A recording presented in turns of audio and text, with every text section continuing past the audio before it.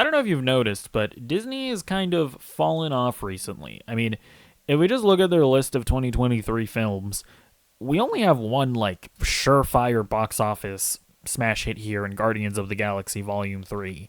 Besides that, we have middling movies like Ant-Man and the Wasp: Quantumania, The Little Mermaid, Elemental, right? These are movies that maybe made a little money, maybe lost a little bit of money, but then we also have just high profile box office disasters like Wish, The Marvels, Indiana Jones and the Dial of Destiny, right? Movies that cost a lot of money to make and barely made any of it back.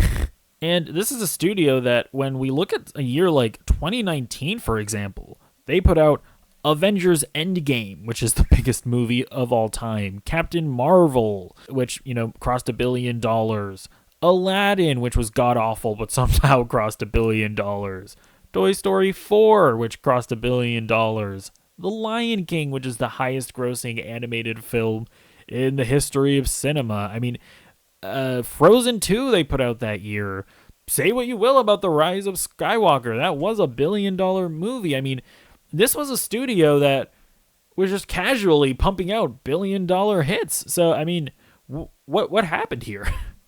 Well, while you can bring up like a drop in quality in some franchises like the MCU, maybe you can bring up just staleness. I mean, at some point, people are going to get tired of Marvel movies and Star Wars movies and sequels to your animated movies and remakes. But I think that the majority of the blame can just be put on one thing: Disney Plus. See, I remember having a conversation with my brother-in-law about the film Elemental. I had actually seen it in theaters, and I thought it was quite good. And I was talking with him about it. I was like, "Oh yeah, it was really good. I think you and my sister would really like it." And he responded with something that really stuck with me. He said, "Oh yeah, I watched the trailer. It looks really good. I'll definitely watch it when it comes out on Disney Plus." And that's when it really dawned on me. Disney has trained their audiences to treat Disney Plus as a viable platform to watch their content for the first time. If we look at the pandemic, they put out movies like Black Widow, Mulan, Raya and the Last Dragon just on Disney Plus on the same day that they put them out in theaters. And then we look at the way that they've treated Pixar after that, where movies like Soul, Turning Red, Luca, audiences weren't even being charged to watch them on Disney Plus. They just put them out for free. I mean, let's look at the MCU a little bit further. They started pumping out a bunch of live action series starring the same actors that you get in with the movies. And I mean, not only are a lot of those bad, but that's continuously diluting the Marvel Studios brand as being a Disney Plus brand, right? Like, I remember I was in the middle of watching Miss Marvel, and then Thor Love and Thunder came out in theaters, and sorry to say, but that inherently cheapened Thor Love and Thunder to me. I was like, this isn't an event for me anymore. This is just content.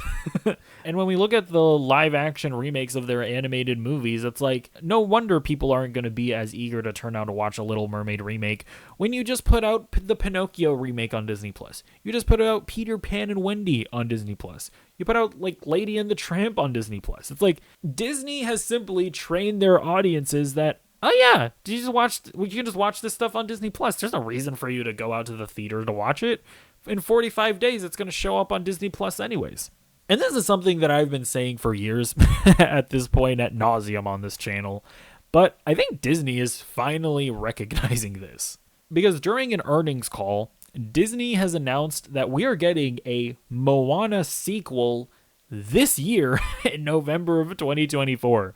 In a completely unprecedented move, they have, in the span of 8 months, Disney has announced a major film, and they're just going to make it and shit it out.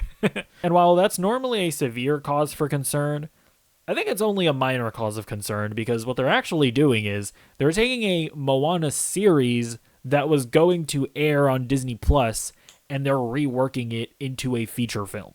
And at the end of the day, I think that this is a smart call, because if you have a Moana thing in the works, shitting it out on Disney Plus has just proven to not be a viable solution. And obviously, from a business perspective, this is smart because, yeah, a Moana 2 is going to do well. Bob Iger, the president or CEO of Disney, has clearly gone, what the actual fuck are you guys doing? So if you don't remember the lore of Disney, back in 2020, there was actually a new CEO that stepped into Disney because his name is Bob Chapek, because the old CEO, Bob Iger, was retiring. And Bob Chapek is really the guy that spearheaded this streaming effort. And at some point, Disney actually ousted Chapek from the company. And Bob Iger has now come in and is sort of trying to right the ship.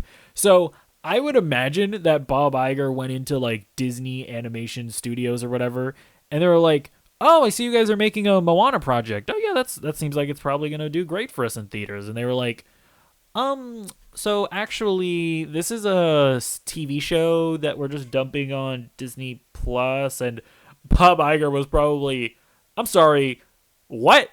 You idiots are just gonna shit out a Moana thing on streaming? What are you guys doing? We're just going to put this shit in theaters and make a bunch of money." This entire business strategy of spending like hundreds of millions of dollars to make content that just goes to streaming, it just doesn't make sense. Why wouldn't you make a movie, put it in theaters, make money from the box office, and then guess what? Once it comes to your streaming service, it's going to do the same thing that it did if you just put it on the streaming service. In fact, putting it in theaters is going to make the movie more popular, and more people are going to be inclined to want to subscribe to your streaming service because of it. And it's funny because a similar thing happened with Warner Brothers. If you don't remember, Discovery bought Warner Brothers, and then the CEO of Discovery had to like manage whatever the fuck they were doing there. And the Discovery CEO, he went, "Hold on, guys. You morons made a Blue Beetle movie? And you're just going to dump it on streaming? You guys spent like $80 million on a movie, and you're just not going to recoup anything on that investment? What are you guys talking about? Yeah, we're going to put Blue Beetle in theaters." And listen, was Blue Beetle a success?